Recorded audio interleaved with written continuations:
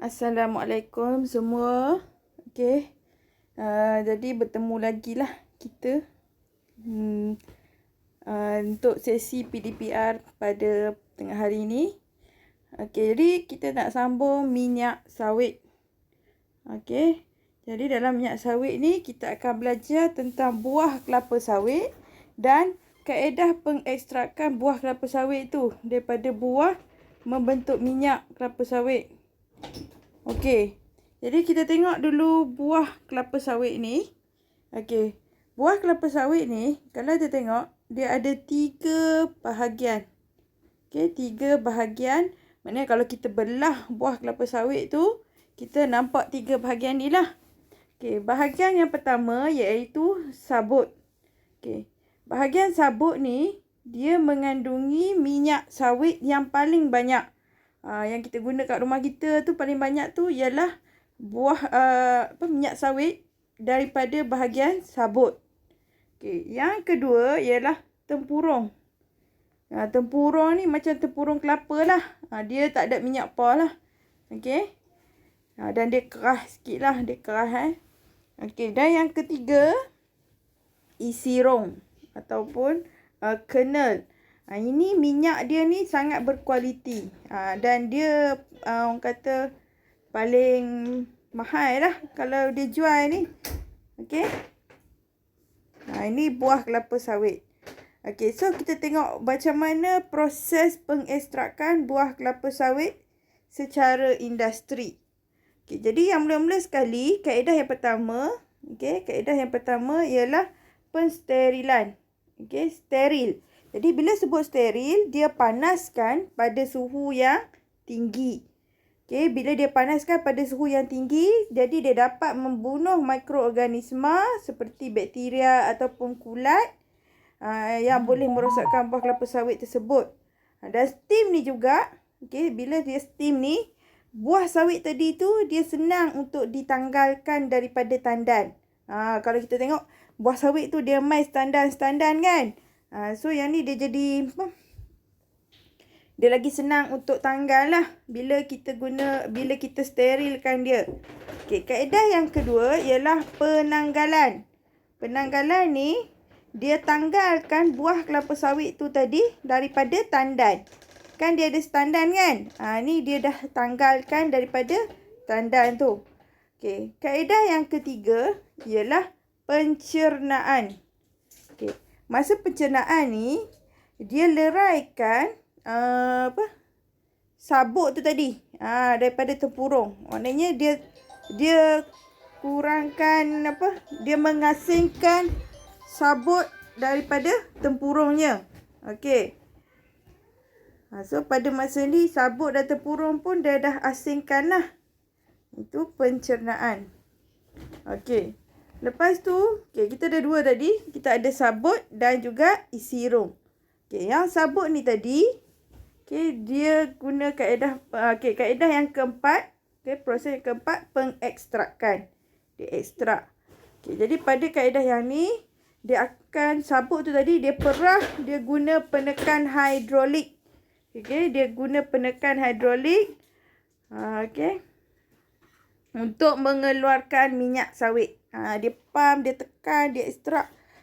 Kita perahkan macam mana pun boleh lah. Yang ni sebenarnya kalau kita boleh buat dalam makmal. Okey. Tahun lepas saya buat ni. Saya buat eksperimen ni. Budak tu bawa buah kelapa sawit tu. So kita boleh perah, kita boleh dapat minyak kelapa sawit. Okey. Tapi kalau yang bahagian isi rong, tadi saya sebut isi rong dia menghasilkan minyak yang berkualiti tinggi kan. Okey.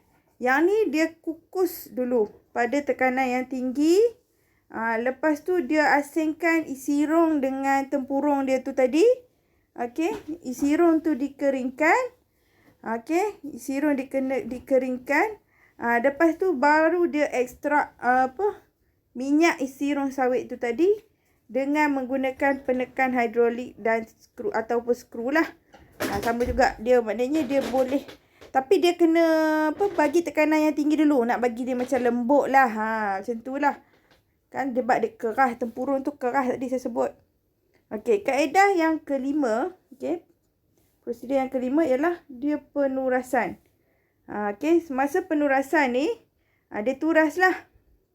Okey, dia turaskan. Okey. Dan yang terakhir, penulinan. Okey. Yang masa penurasan tu tadi, masa penurasan tadi mungkin ada gentian-gentian sabuk yang masih ada pada minyak sawit tu tadi. Jadi bila dia turas, dia boleh asingkan sabuk-sabuk tadi tu, gentian-gentian sabuk tu dengan minyak. Dia boleh asingkan. Okey, dan yang terakhir baru dia buat kaedah penulinan. Okey, semasa kaedah penulinan ni, steam tu dialirkan. Okey, dialirkan steam untuk hilangkan bau dia. Kalau minyak sawit yang tulen ni, dia ada macam bau ni sikit lah. Dan warna dia tu warna yang kuning tu betul. Warna yang kuning, bukan macam minyak sawit yang biasa minyak masak kita kat rumah tu, bukan. Macam kuning sikit. Sebabnya dia guna dua benda, iaitu yang pertama steam dan yang kedua dia gunakan karbon yang diaktifkan. Okey. Kalau yang minyak sirong tadi terus dia dapat tuling je. Dia tak ada kaedah penulinan dah. Dia hanya lepas penurasan dia dah dapat dah minyak sirong sawit yang tulen. Okey. Jadi kita tengok komponen yang ada dalam minyak sawit ni. Okey, komponen yang ada yang pertama ialah gliserol. Okey. Dalam minyak sawit kita ada gliserol dan juga asid lemak. Okey, ada gliserol dan asid lemak. Okey.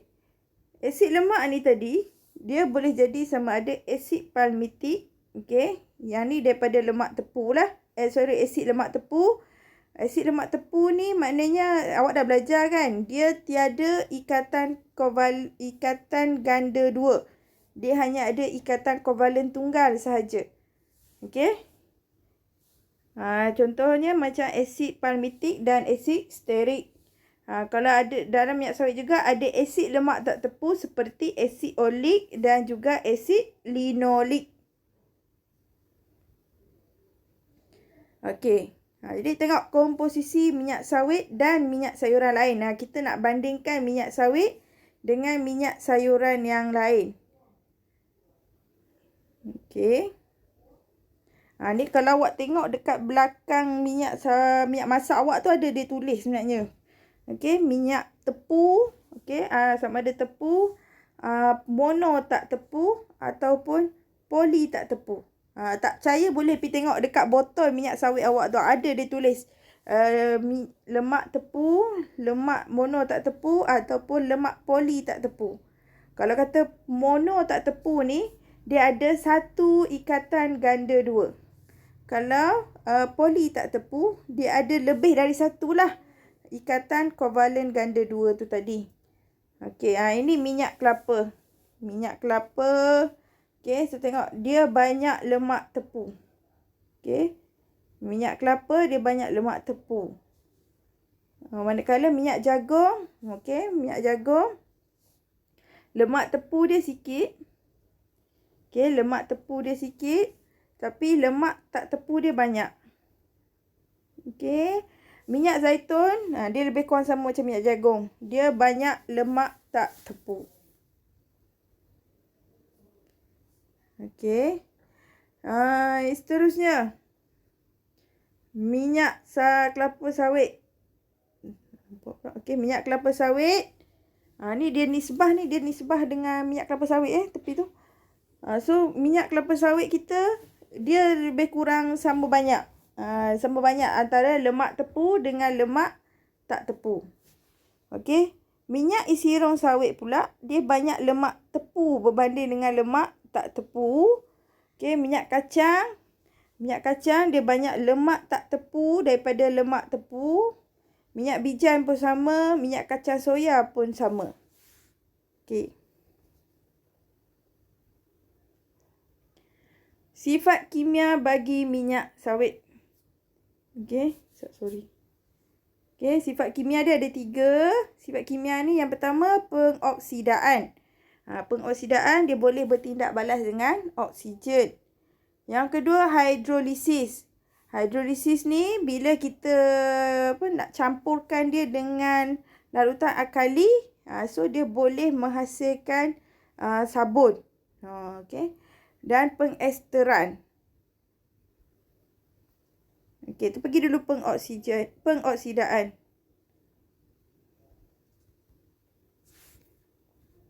Okey, sekejap.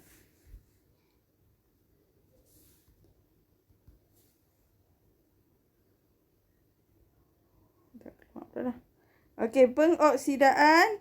Okey, dalam pengoksidaan dia bertindak balas dengan oksigen. Okey. Dia bertindak balas dengan oksigen daripada udara. Okey, bahaya sebenarnya sebab tu kalau minyak sawit ni kita dah bakar guna banyak kali, tak elok sebabnya dia dah menghasilkan radikal bebas. Ada sebatan yang berbahaya kepada kesihatan kita ni. Okey, mana kalau kita masak tu sebenarnya berlaku proses pengoksidaan lah minyak sawit. Okey, dalam hidrolisis, okey, berlaku apabila minyak sawit ni tadi bertindak balas dengan air. Okey, bertindak balas dengan air. So, dia menghasilkan gliserol dan juga asid lemak. Gliserol dan asid lemak ni nanti kita boleh buat sabun lah. Dan yang ketiga, pengesteran. Okey, yang ni yang barulah. Maknanya dalam molekul minyak sawit ni, dia boleh bertindak balas dengan alkohol, menghasilkan biodiesel. Sebab tu sekarang ni minyak, kita boleh guna minyak biodiesel, dia lebih mesra alam lah. Dia tidak bergantung kepada sumber petroleum semata-mata. Okey.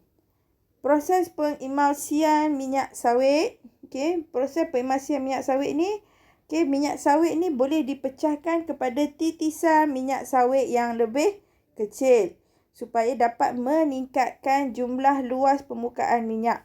Okey, kalau macam awak campur minyak dalam air, awak cuba kacau dia. Dia membentuk emulsi. Itu titisan, maknanya ada titisan-titisan minyak sawit yang lebih kecil lah. Cuba awak letak minyak sikit lah. Awak letak minyak dalam air. Lepas tu awak kacau-kacau-kacau. Dia pecah jadi titisan minyak sawit yang lebih kecil ni. So, dia dapat meningkatkan jumlah permukaan minyak. Okey, kandungan nutrisi dalam minyak sawit. Ada apa dalam minyak sawit ni? Yang pertama, okey, ada lemak. Tadi saya dah sebut dah. Jumlah lemak tepu dengan lemak tak tepu dalam minyak sawit adalah sama rata, dia seimbang. Okey, sebab tu bagus minyak sawit ni sebenarnya. Vitamin. Vitamin ada A dan E. Dalam minyak sawit ada vitamin A dan E. Okey, lepas tu ada antioksidan. Okey, antioksidan seperti beta karotena dan vitamin E yang melambatkan atau menghentikan proses pengoksidaan. Bagus sebenarnya ni. Okey, dan bahan-bahan yang dalam kandungan minyak sawit yang kurang daripada 1% antara bahan lain yang terkandung dalam minyak sawit adalah sterol, fosfatida. Yang ni sikit je lah. Yang ni yang menambah nilai nutrisi, kestabilan dan memudahkan penapisan minyak. Okey, jadi penggunaan minyak sawit dalam bidang penjagaan kesihatan dan makanan. Okey, so minyak sawit ni sebenarnya banyak digunakan dalam kehidupan seharian kita. Okey, terutamanya dalam minyak masak, minyak sayuran, margarin dan juga coklat. Okey. Jadi yang ni je lah, sampai sini je hari ni. Sabun kita masuk waktu petang nanti, waktu tuition. Okey, terima kasih semua.